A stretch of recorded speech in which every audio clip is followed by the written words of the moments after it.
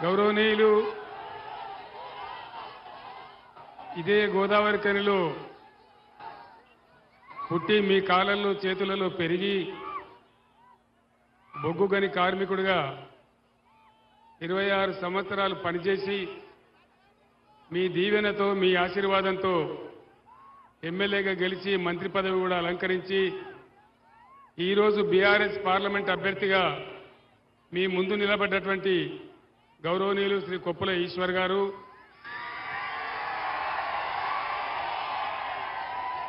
వేదిక పైన ఉన్నటువంటి మాజీ శాసనసభ్యులు, ఎమ్మెల్సీలు, స్థానిక సంస్థల ప్రజాప్రతినిధులు, పార్టీ స్థాయి రాష్ట్ర నాయకులు, మీ అందరికీ కూడా నమస్కారాలు. 44-45 డిగ్రీల ఎండ ఉండే ఈ టైంలో అశేషంగా ఎండ బాధ కూడా అనుభవించేంత దూరం తరలి వచ్చినటువంటి నా అన్నదమ్ములకు, అక్క చెల్లెలకు అందరికీ పేరు పేరున నమస్కారాలు.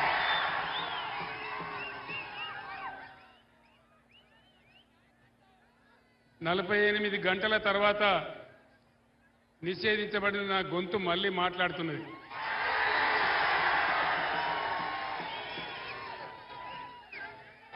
నేను ఏం చేసినా అని నా గొంతు నాపినారు.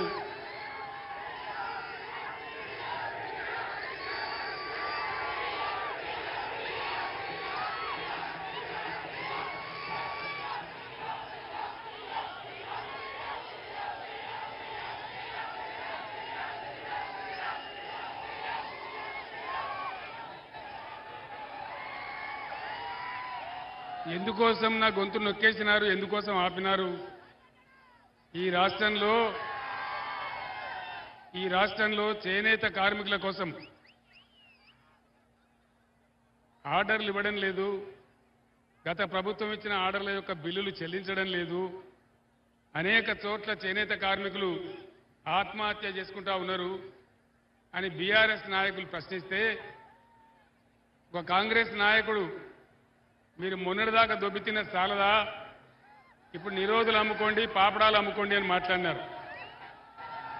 మీకు చేనేత కార్మికులంటే ఇంత అల్క కనబడుతున్నారా అని చెప్పి కోపంలో నేను ఒక మాట వాళ్ళనన్నా, ఇది ధర్మమా ఇట్లా మాట్లాడచ్చునా?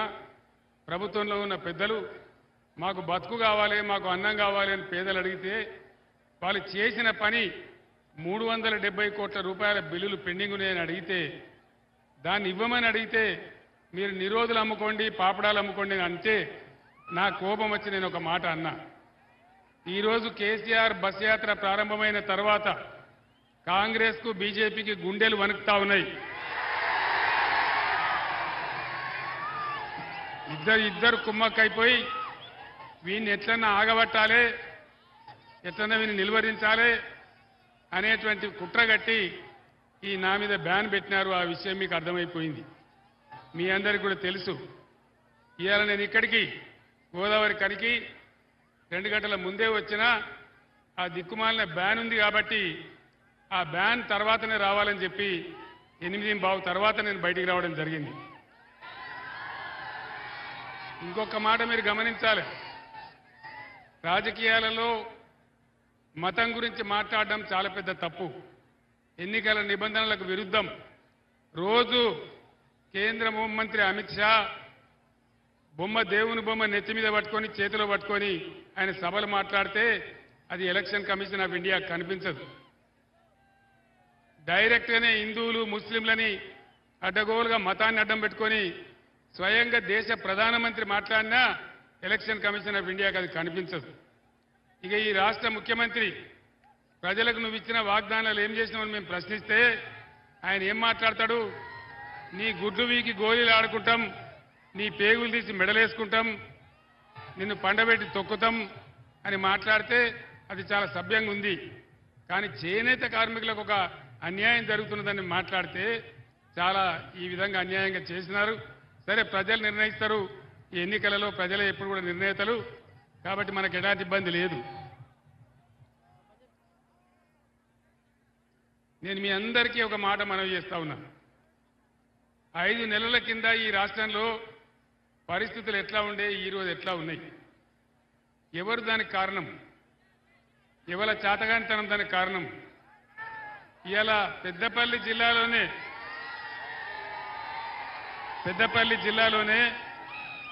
50,000 ఎకరాలకు పైగా పంట పొలాలు ఎండిపోయినాయి. ఇప్పుడే ఎమ్మెల్యేలు మనోహర్ రెడ్డి గారు కానీ ఇంకా మిత్రులు కానీ ధర్మపురి ప్రాంతం వాళ్ళు కానీ నాకు చెప్తా ఉన్నారు. 50,000 ఎకరాలకు పైగా పంట పొలాలు ఎండిపోయినాయి. ఎవరు దీనికి కారణం? గత 10 ఏళ్లలో ఎప్పుడైనా ఎండిపోయినాయా? పోయిన 10 ఏళ్లలో పొలాలు ఎండినాయా తెలంగాణలో? మరి ఈరోజు ఎందుకు ఎండుతా ఉన్నాయి? దయచేసి మీరు ఆలోచన చేయాలి. గత 9 సంవత్సరాలలో కరెంటు కోతలు లేవు, కడుపు నిండా కరెంటు ఉండేది. మరి ఈరోజు కరెంటు కోతలు ఎవరు పెట్టినారు?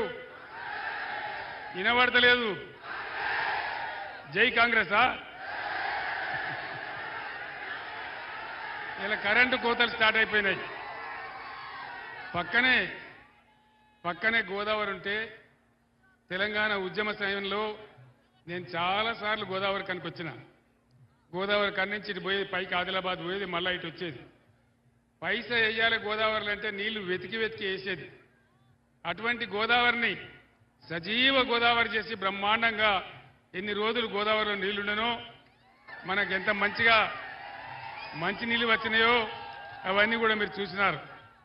గోదావరి కన్లో గత 6-7 సంవత్సరాలుగా పుష్కలంగా ప్రతి ఇంటికి మంచిగా ఇళ్లలో నల్లా పెట్టి, పేదవాళ్ళైతే రూపాయికి నల్లా కనెక్షన్ ఇచ్చి ప్రతి ఇంట్లో కూడా నల్లా ఉండే ప్రతిరోజు నీళ్లు వచ్చేది. ఈరోజు ఎందుకు 2 రోజులకు ఒకసారి దినం తప్పి దినం వస్తూ ఉన్నాయి? ఎందుకు మురికి నీళ్ళు వస్తూ ఉన్నాయి? దీనికి కారణం ఎవరు? దయచేసి మీరు ఆలోచన చేయాలి.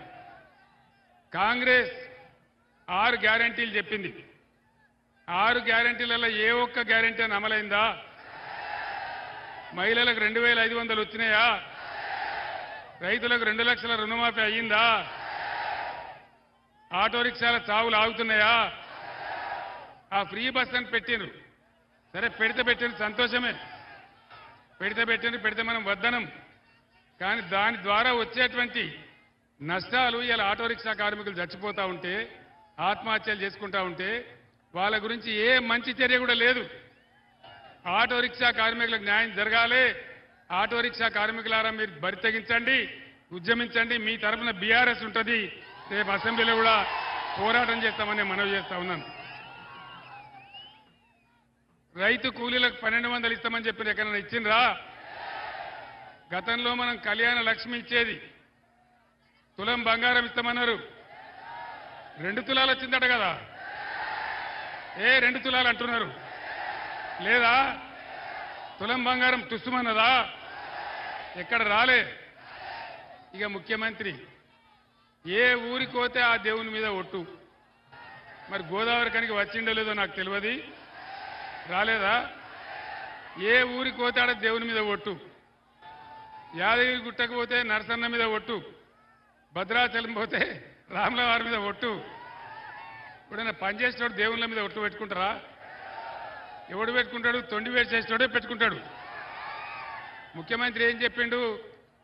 కేసీఆర్ 1 లక్ష మాఫీ చేసిండు, నేను 2 లక్షలు మాఫీ చేస్తా. ఇక మీరు ఉరుకుర్రి డబ్బులు తీసుకోండి, ఉరుకుర్రి డబ్బులు తీసుకోండి.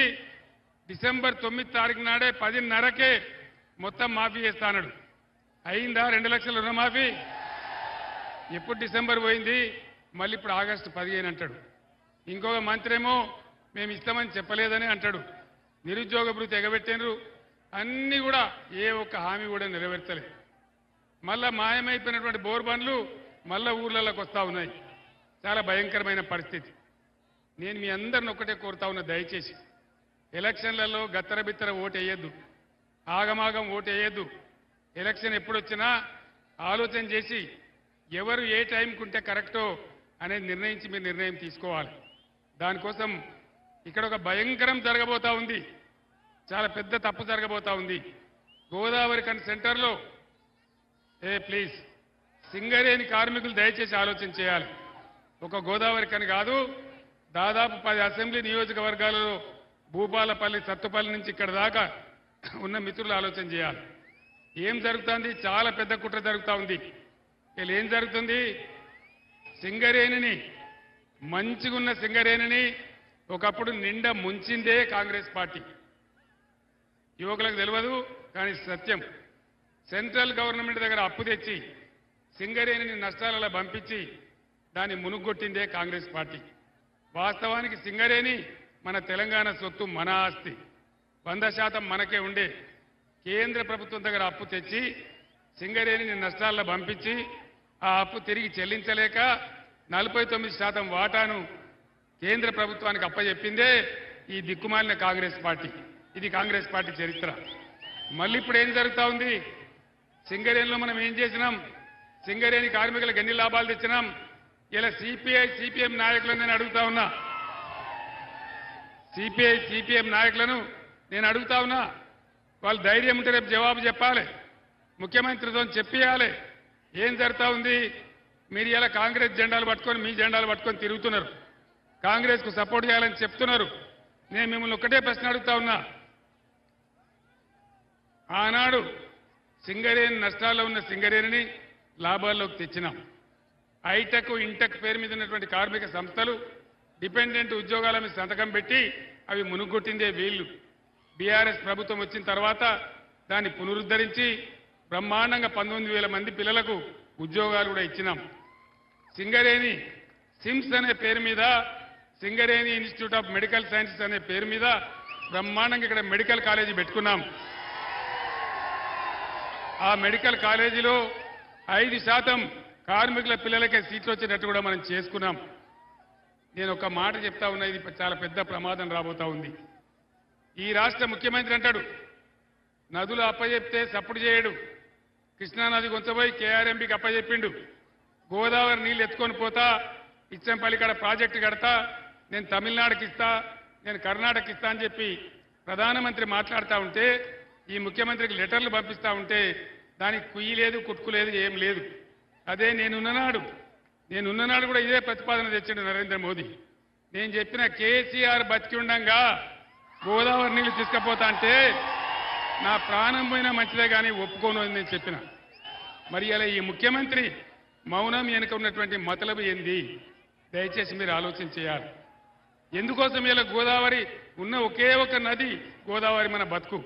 మరి దాన్నే తీసుకొని పోతా అంటే కాంగ్రెస్ పార్టీ కానీ, ముఖ్యమంత్రి కానీ, ఎవరు కానీ కనీసం నోరు తెరిచి మాట్లాడే పరిస్థితి లేదు.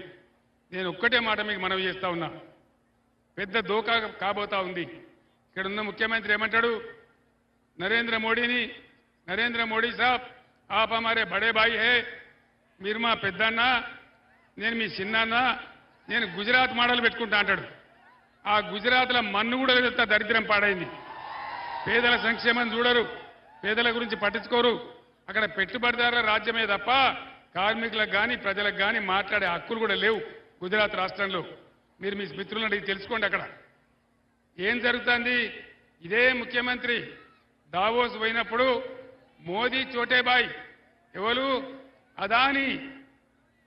అదాని భారతదేశాన్ని మింగుతున్న అదాని, 14 లక్షల కోట్లకు పడిగెత్తినటువంటి అదాని మోడీ అండదండలతోని దేశంలో ఉన్న పబ్లిక్ సెక్టర్ రంగాలన్నింటినీ కబలిస్తా ఉన్నాడు.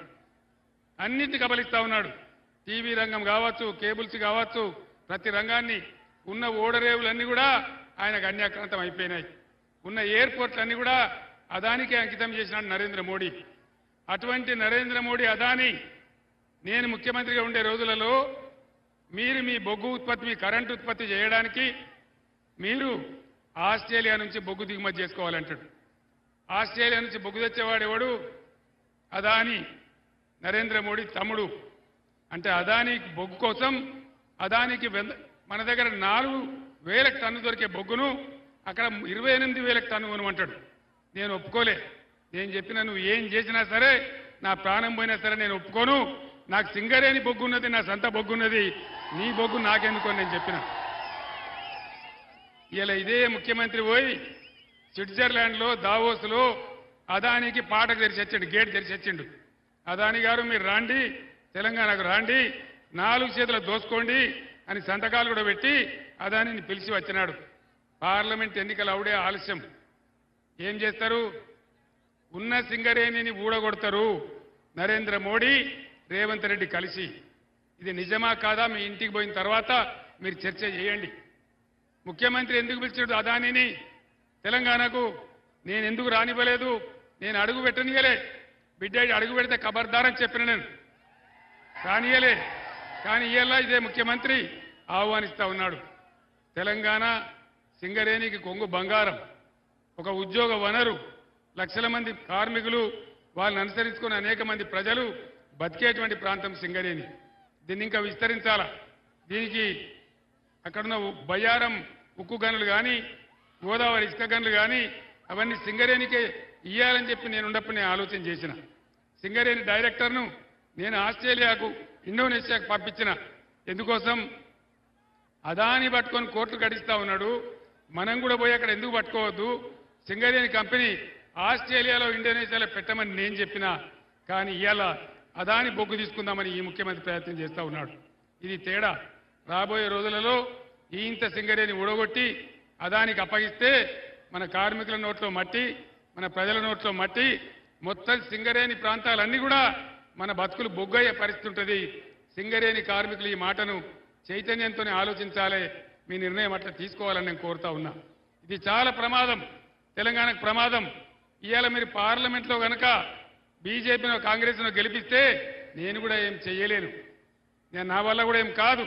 అదే కొప్పుల ఈశ్వర్ గెలిస్తే, ఈ గడ్డబిడ్డ గెలిస్తే మొత్తం బీఆర్ఎస్ ఎంపీలు పార్లమెంటులో ఎగిరి గంతేసి కొట్లాడి పీక పట్టుకొని బిడ్డ మా సింగరేణి ఎట్లా ముస్తామని చెప్పి కొట్లాడతారు తప్ప సింగరేణి మాత్రం మునిగిపోతుంది. మీ బిడ్డగా ఇలా గోదావరి సెంటర్లో, గోదావరి కన్లో నేను చెప్తా ఉన్నా, మీ కన్ల ముందే ఇది జరుగుతుంది. తస్మాత్ జాగ్రత్త అని చెప్పి నేను మీ అందరినీ కోరుతా ఉన్నా. ఆనాడు ఉద్యమంలో ఒక దీపంతో మరో దీపం వెలిగించినట్టు ఎప్పుడైతే తెలంగాణకు ప్రమాదం వస్తుందో, ఎప్పుడైతే తెలంగాణ ప్రమాదంలో పడుతుందో మనం అందరం ఏకం కావాలి, సరైన నిర్ణయాలు తీసుకోవాలి. ఎలక్షన్లు వస్తాయి పోతాయి, కానీ ఎవరు గెలిస్తే మన హక్కులు కాపాడతారు, మన నదులు కాపాడతారు, మన సింగరేణి కాపాడతారు. దయచేసి ఆలోచన చేయాలని నేను కోరుతా ఉన్నా. అది జరగకపోతే పెద్ద ప్రమాదంలో పడతాం, చాలా పెద్ద ఇబ్బంది వస్తుంది. దానికోసం మీ కాళ్ళల్లో చేలల్లో మీ మధ్యలో పెరిగిన బిడ్డ, మీ బిడ్డ, సింగరేణి కష్టం తెలిసిన బిడ్డ ఈశ్వర్ గెలిస్తేనే తప్పకుండా మన హక్కుల కోసం కొట్లాడతాడు. కాబట్టి దయచేసి అన్ని వర్గాల ప్రజలు కూడా ఆలోచించి, గోదావరికి అనుకున్న ఈ వైభవం, మంచిర్యాలకున్న వైభవం, ఇలా భూపాలపల్లి, సత్తుపల్లి, కొత్తగూడెం ఉన్న వైభవం సింగరేణిని కాపాడుకోవాలంటే ఖచ్చితంగా బొగ్గు గని కార్మికులు ఉన్నటువంటి పక్షాన ఉన్నటువంటి ఈయన గెలిస్తేనే బ్రహ్మాండంగా జరుగుతుంది. నరేంద్ర మోడీ 10 ఏళ్ల కింద రాజ్యానికి వచ్చింది. నరేంద్ర మోడీ వాగ్దానాలు ఎన్నండి? సబ్కా సాత్ సబ్కా వికాస్ అయిందా? సత్యనాశ అయింది దేశం. ఇలా మన రూపాయి విలువ ఎంత ప్రపంచ మార్కెట్లో? డాలర్ ముందు మన రూపాయి విలువ 84 రూపాయలు. ఈయన కన్నా ముందు 14 మంది ప్రధానమంత్రులు పనిచేసింది.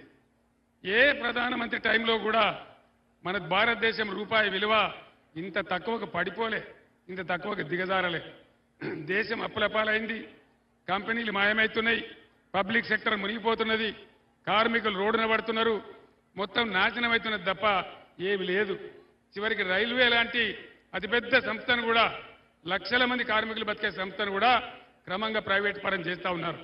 బ్యాంకులు ప్రైవేట్ చేస్తూ ఉన్నారు, ఎల్ఐసిని ప్రైవేట్ చేస్తూ ఉన్నారు. ఈ నరేంద్ర మోడీ రాజ్యంలో ప్రైవేటైజేషన్ తప్ప ఇంకోటి లేదు. ఒకప్పుడు నేషనలైజేషన్, ఇప్పుడు ప్రైవేటైజేషన్. కాబట్టి దయచేసి చాలా ప్రమాదంలో పడబోతా ఉన్నాం. ఆ బీజేపీ లేపే మత విద్వేషంలో పడి మనం ముందుకు పోతే ఏమీ రాదు. బేటీ పడావో బేటీ బచావో, ఎవల బేటీ ఎక్కడ బేటీ అని అన్నదా? జన్ధన్ ఖాతా రూపాయి వచ్చిందా? 15 లక్షలు మీ ఖాతాలు ఇస్తామంటే వచ్చినాయా? అంటే ఎప్పుడొస్తాయి? 15 ఏళ్ళకి వస్తాయా? కాబట్టి ఈ నరేంద్ర మోడీ పాలనలో మత విద్వేషం, హింస దేశాన్ని నాశనం చేయడమే తప్ప దేశానికి ఎప్పుడు కూడా ఎక్కడ కూడా మేలు జరగలే. ఇలా వార్తలు వస్తూ ఉన్నాయి. నరేంద్ర మోడీ కూడా 200 సీట్ల కన్నా రావు అని చెప్పి రోజు వార్తలు వస్తూ ఉన్నాయి. మీరందరూ కూడా చూస్తూ ఉన్నారు. కేంద్రంలో రాబోయేది సంకీర్ణ ప్రభుత్వమే రాబోతా ఉంది. బీఆర్ఎస్ ఎంపీలు ఇక్కడ 14-15 ఎంపీలు గెలిస్తే తెలంగాణ నదులు, నీళ్లు, మన బొగ్గు మన సింగరేణి మన ఉద్యోగాలు అన్ని కూడా కాపాడుకునే అవకాశం ఉంటుంది. కాబట్టి బీఆర్ఎస్ ఎంపీల గెలుపులోనే తెలంగాణ గెలుపున్నది. కాబట్టి మీరందరూ విజ్ఞతతోనే ఆలోచించి దయచేసి అరచేతిలో వైకుంఠం చూపించి 6 గ్యారంటీలని చెప్పి మోసం చేసిన కాంగ్రెస్ కు కాల్చి వాత పెట్టే సమయం వచ్చింది. వాళ్ళకి బుద్ధి చెప్పే సమయం వచ్చింది. బీఆర్ఎస్ బలంగా ఉంటేనే రేపు ఉద్యమాలు చేసైనా సరే మీకు ఇచ్చిన వాగ్దానాలు నెరవేర్చడానికి ప్రయత్నం చేస్తుంది. కాబట్టి దయచేసి ఈ ఎన్నికల్లో విజ్ఞతతోని ఆలోచించి మీరు ఖచ్చితంగా బీఆర్ఎస్ అభ్యర్థులు గెలిపించాలి. కొప్పుల ఈశ్వర్ అయితే మీకు తెలుసు, సౌమ్యుడు, వినయం ఉన్నవాడు, విధేయత ఉన్నవాడు, నిస్వార్థంగా బతికినవాడు, మంచి పేరు ప్రతిష్టలున్నటువంటి వ్యక్తి. మీ గోదావరికని బిడ్డ, మీ కార్మికుడు. ఆయనను గెలిపిస్తే మీ పక్షాన కొట్లాడతాడు. కాబట్టి కార్మిక లోకమంతా కూడా దయచేసి ఆలోచన చేసి, ఇతర మేధావులు కూడా ఆలోచన చేసి బీఆర్ఎస్ని గెలిపించాలని నేను కోరుతా ఉన్నా.